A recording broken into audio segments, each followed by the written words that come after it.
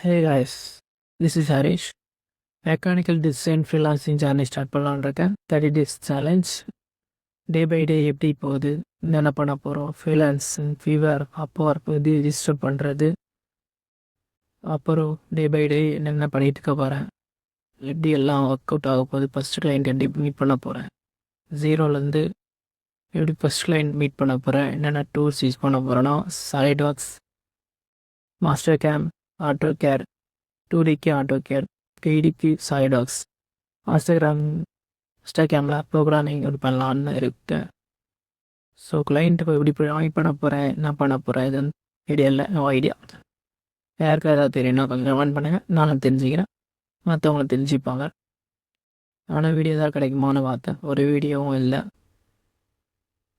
இங்கிலீஷில் தான் இருக்குது, தமிழில் ஒருத்தனையும் காணும். ஸோ தமிழில் எப்படி ஏர்ன் பண்ணுறது, மெக்கானிக்கல் டிசைன் டெய்லி ஒர்க் போயிட்டுருக்கேன், பட் நாட் சாட்டிஸ்ஃபைட். ஸோ அதான் ஃப்ரீலான்சிங் பார்க்கலான் இருக்கேன்.